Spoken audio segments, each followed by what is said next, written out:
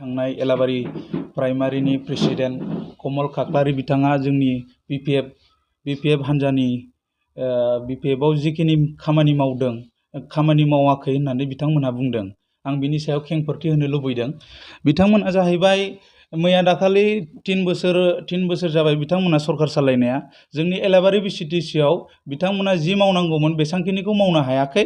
जि नुदों बिथांमोना जोङो जेतिया बिपिएफ सरकार दङमोन, हाग्रामा सरकार, बिथांनि दैदेननायावनो जोंनि एलाबारि बिसिडिसिआव जोंहा बहुद खामानि आगबारायनानै खामानिया जाखानाय। मानो होनोबा बिथाङा बुंदों जेबो मावाखै। आरो मानो मावाखै? बिथाङा गाव गोसो मथे बुंबानो जाया। बिथाङा जि लामाजों थाबायो बे लामाया पाक्का लामा जाबाय। जाय बादागामिनिफ्राय डाइरेक्ट गावनि कमल काकलारिनि न' उसुंसेसिम पाक्का लामा जाबाय। बेबो बिपिएफ सरकार खालामनाय। आरो लोगोसे बादागामि सकनिफ्राय 5 नम्बर माजुलि गार' बस्तिसिम बेबो सिसि ब्लक जाबाय। बेबो हाग्रामा सरकार खालामनाय। आरो लोगोसे जोंहा बै थाराजुलिनिफ्राय 4 नम्बर माजुलि एलपि स्कुलसिम जिहेतु ब्लेक टप लामा जादों, गोसोम लामा, बेबोथ' हाग्रामानि सरकारनि दिनावनो जानाय। दा दिनै बिथांमोना बुंदों, इउपिपिएल सरकारा बुंदों बिपिएफखौ सोंखारिदों। बिथांमोनहा बिदि बुंनाया मोजां जायाखै। मानो होनबा रायजो राजाया दिनै नुगासिनो दं जोंनि बिपिएफ सरकारा एलाबारि बिसिडिसिआव बेसांखिनि मावबाय। जों बिराद गोजोननाय मोनदों। मानो होनोबा जोंहा जि उद्देश्य जोंना थांनायनि हान्था मेलानि थाखाय जोंहा 17 बोसोराव जोंहा बहुद आगबारायबाय, मोजांबो जादों। मानो होनोबा स्कुल कलेज थांनो हान्था मेलाया जोंहा मोजां जादों। बेफोरबायदि बिथाङा बुंनानै लाब गैया। आं बुंनो सानो कमल काकलारि बिथाङा बुंदों जिहेतु एलपि स्कुलाव बाउन्डारि वाल, 2 नम्बर माजुलि एलपि स्कुलनि बाउन्डारि वालखौ बानायदों। नोंगौ थिग इउपिपिएलआ बानायदों। खिन्थु बे स्किमा जाहैबाय जोंनि बिपिएफ सरकार थानायनि समावनो एक्सन प्लान होखानाय, प्रायरिटि होखानाय। मानो होनबा बिथांमोना गोदान जेबो मावनो हायाखै। आरो लोगोसे बे एलपि स्कुल खाथियावनो दङ रंगमन्च, बेबोथ' बिपिएफ सरकार खालामनाय। आरो बिनि उनाव आरो गोबां दंबावो। बिथांमोना आरो माखौ सोंथि सोंबाय थादों बिथांमोना गावसोरनो लासिंसिं जानांगौ। जोंहाथ' दायो बुंनो थाङोब्ला बिपिएफ सरकारा 100% देरहानाया खाथां। आरो जोंनि एलाबारि बिसिडिसिआव जोंहा 100आव 90% भट मोनगोन जोङो। बे रोखा जानानै फैदों। इउपिपिएल सरकारा जेबो मावनो हायाखै।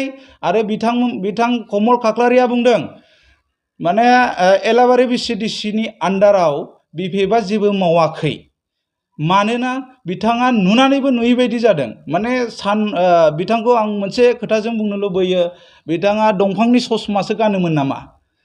जि लामाजों थांलाय फैलाय खालामो बियो, पाक्का लामाजों गावनि न'आव थांगोन, बेबो बिपिएफ बानायनाय। बेजोंनो बे फैगोन। बेना मेगना बहा थांखो?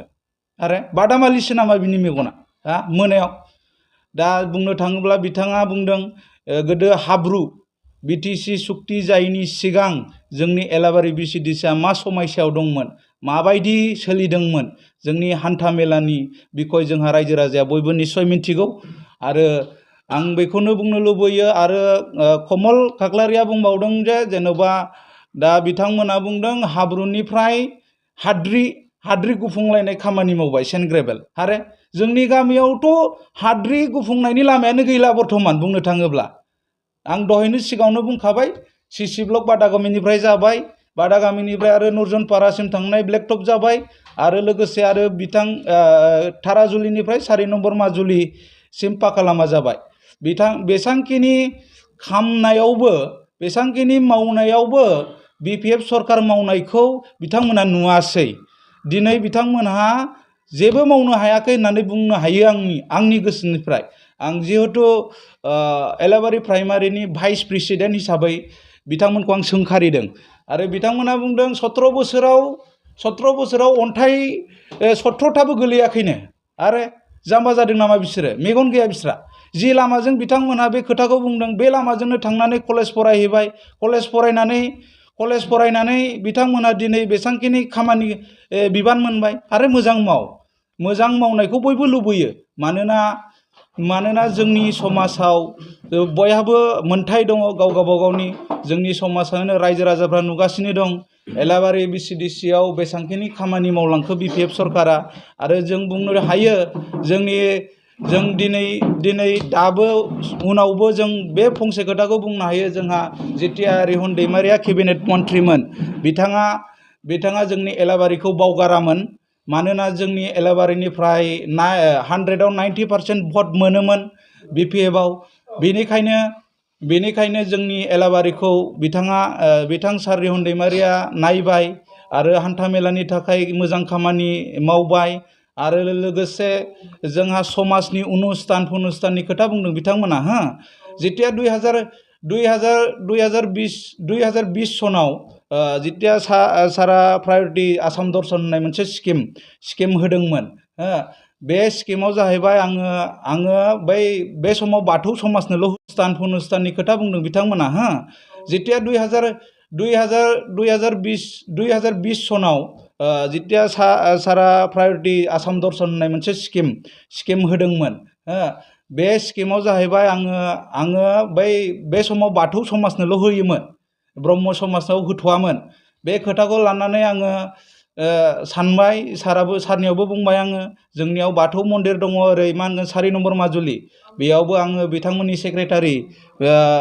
सेक्रेटारि खस्थ' दैमारि बिथांनाव आङो सनखौ सोंहरनानै बिथांमोना प्रायरिटिखौ हरबाय गावसिनि डाटाखौ हरबाय आरो लोगोसे दा 5 नम्बर माजुलि गार' बस्तियावबो जोंहा सासे आदा होननाय सार्जन बसुमतारी बिथाङा उकिल मावो बिथांनाव आङो सनखौ सोंहरनानै बिथांमोनहाबो दिनै बाथौ मन्दिराव 2 लाख थाखा मोनदों आरो बिदिनो गोबां खामानि मावदों रिहन दैमारिया एलाबारिखौ जौगाथाय खामानियाव बुहुत धन्यबाद दङ जोंनि एलाबारि रायजो राजानिफ्राय बिपिएफ हान्जाया जेब्लायबो जै जाथों आरो रावबो बेखौ लाखिनो हाला फैबाय थानाय 25 सनाव जोंहा एलाबारियाव 100आव 90% भट मोनगोन जोंहा रोखा जाबाय आरो बिथांमोना खोथायावल' बहुत खोथा बुङो खामानियाव गैया बिथांमोना मा बुंगोन मा बुङा आरो दिनै आं कमल खाख्लारिखौ बुंनो सानदों बिथाङा जे एलाबारि प्राइमारिनि प्रेसिडेन्ट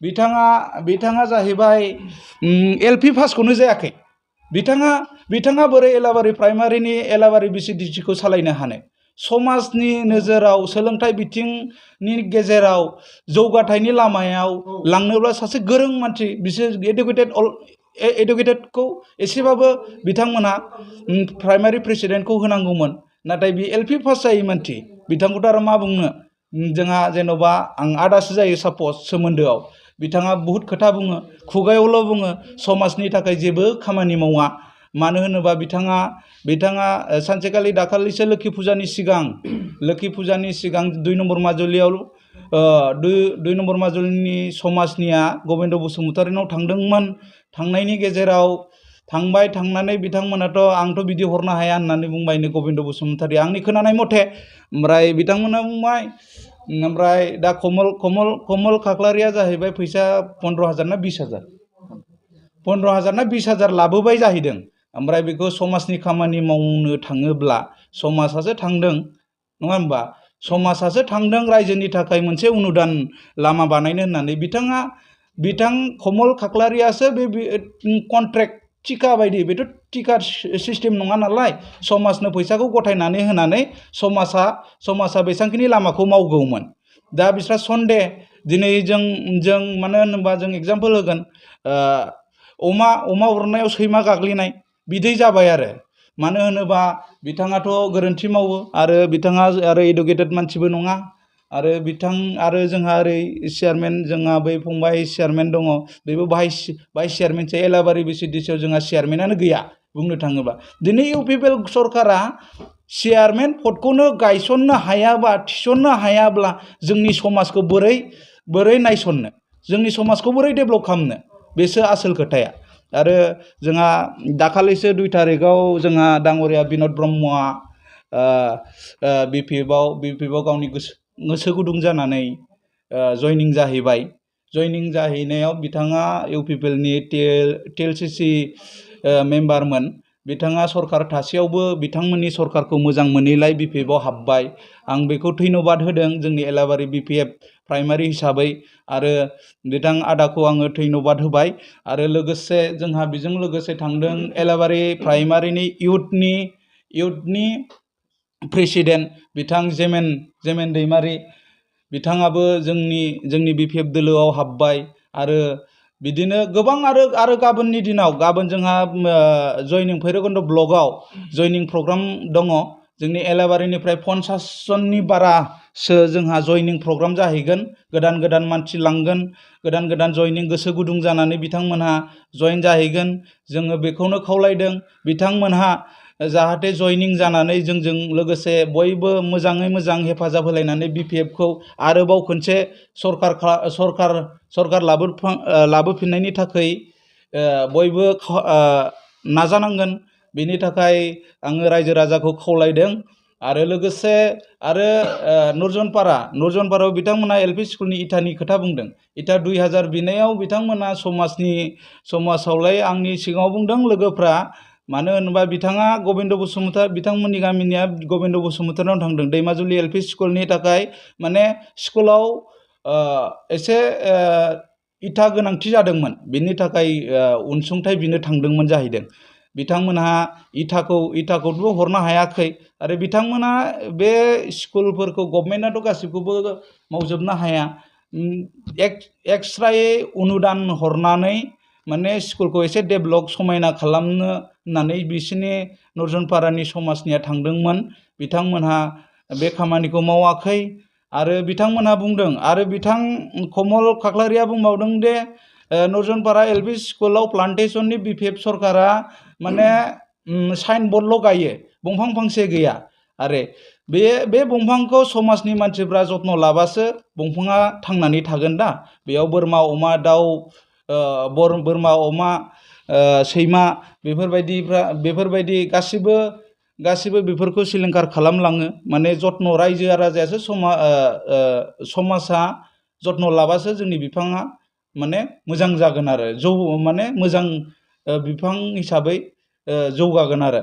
मानो होनोबा आरो मोनसे खोथा बिथाङा बुंदों, कमल खाख्लारिया बुंबावदों, बिथांनि न' सेराव, जेमेननि न' सेराव मा होनगोन बेखौ,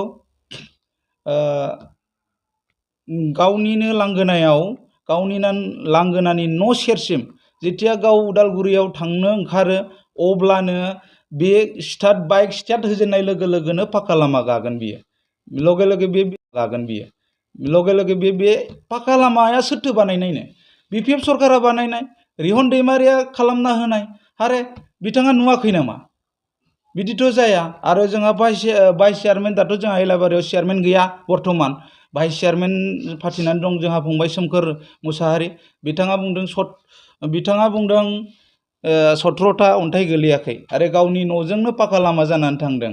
आरो जोंनि BPF साइन बर्डल' नुयो, खामानिया जाया। आरो अनेक दङ। मानो होनोबा दाखालिसो बिसोरो 15 फाइनान्सनि खामानि मावदोंनो बे 5 नम्बर माजुलिनिफ्राय बबेथिंबा थांनाय लामाथिं। बेयावबोथ' जों साइन बर्ड नुवाखै बिसिनिखौ, अन्थाइ बालाल'सो गारदों जानांगौ। बिसोरथ' हाद्रि गुफुं होयो, जोंनाथ' हाद्रि गुफुं होआना। लामायाथ' जथेस्थ' मोजां जाबाय। एलाबारिया बुरबक नंला। एलाबारिनि रायजो राजाफ्रा जोंनि BPF खौनो हास्थायफिनदों। BPF सरकारानो मोजांमोन, रायजो राजानि थाखाय अनसुंथाइ होयोमोन, नांगौसेबां माबा मोनसे बिहैबा जोंनो मदद होयोमोन। आरो सानसेखालिनि सम आं मोनसे खोथा बुंनि, रिहन दैमारिया जेथिया केबिनेट मन्थ्रिमोन, बिथांनाव आङो बुंदोंमोन सारनियाव बुंनानै आङो सासे जोंहा फरायसा सुनेराम बसुमतारी, बै 4 नम्बर माजुलिनि, बिथांमोना जोंनि समाजाव दङ। जोंनि समाजनि गेजेरावनो जोंहा समाज हिसाबै कारेन्ट लादोंमोन, 30 घर दंमोन। कारेन्टनि बिथांमोनहा फैसा खांनायाव फैसा होनो हायाखैमोन। बिथांमोनहा खोमसियैनो लेखा फरायदोंमोन। लेखा फरायनायनि गेजेराव बिथांमोनहा मोजाङै मोजां पास जादों। गेजेराव जोङो बिदिनो सारनाव बुंनानै 3000ल' माने जइन फिस जेनेबा रायजोआवथ' जोंना खांनानै लानाय कारेन्ट नालाय 3000 फिस होनानै बिथांनि न'आव कारेन्ट बोनो हासिगोन होननानै जों फैसाखौ 3000 समाजनो गथायनानै होदों। आरो बिनि उनावनो नै थांनाय बोसोराव जोंहा फंबाया फार्स्ट डिभिजन मारिबाय, आं बेखौ धन्यबाद होयो। आरो लोगोसेनो आरो आं गोबां खोथा बुंनो सानला। आरो कमल खाख्लारिया जोंहा सोलोंथाइ बिथिङावबो खम आरो LP पासखौनो जायाखैनो, गावनि नामखौनो खुनुरुखुमसो लिरो होननानै मिन्थियो। होनबा बेफोरबायदिया समाजनि थाखाय मा मावगोन? बेथ' जाथावनायानो नङाना। समाजनि खामानि मावनोब्लाथ' नोङो एसे एडुकेटेड जानांगोन, एडुकेटेड एसे जानानै बिबानखौ सामलायलांनो हानाय, मोजां मोजां बाथ्रा बुंनानै माने मानसिफोरनि सोलोंथाइ बिथिङाव माबोरै जौगानांगौ बिथांमोनखौ नलेज होनो हानाय बेहा जेबो केपासिटि गैया। आरो बिदिनो कमल खाख्लारिया आरो बुंबावबाय जोंनि समाजाव जोंनि एलाबारियाव माने गावसिनि इउपिपिएलनि अनगा जेबो गैया। आं बुंनो सानदों 2021 MLA इलेक्सन जादोंमोन, बे समाव जोंहा भटआ मोनथाम सेन्टार दं, केमेनगाव मोनसे, आरो 2 नम्बर माजुलि LP स्कुल, आरो 3 नम्बर माजुलियाव माजुलि खुथि LP स्कुल। मोनथाम सेन्टारावबो जोंहा BPFआ खम नंखायामोन। इसोर इसां प्रलबन होआ मानो जोंनि BPFआनो माने एसेयाव खम जाबाय आरो माने 2 नम्बर माजुलियाव 11टाल' इउपिपिएलआ बारा मोनदों। होनबा बेयावनो साननानै नायदो। आरो 4 नम्बर माजुलि खुथियाव 50 जनल'सो इउपिपिएलआ बारा। आरो केमेनगाव LP स्कुलावथ' जोंहा BPFआनो 200 मोनो। होनबा आरो मा नांबावगौ? आरो दाथ' बिथांमोननि सरकारखौ नुदों जाहाथे जेबो खामानिखौनो मावनो हायाखै। बिथांमोना बुंनानैल' मा जानो, खामानिखौबो मावनानै देखायनांगोन। मानो होनोबा जोंहा दिनै 100आव 90% BPFआ कम्पालसरि जानानै फैबाय। मानो होनबा मोनथाम सेन्टारावबो जोंहा खम बिबाङाव जोंनिया BPFआ खम मोनदोंमोन। मोनसे सेन्टाराव 7टा, मोनसे सेन्टाराव बै माजुलि खुथियाव 50 जन, ओमफ्राय केमेनगावआव LP स्कुलाव जोंनि BPFआ 200। आच्ছা, आंनि बिबुंथिया एसेनोसै।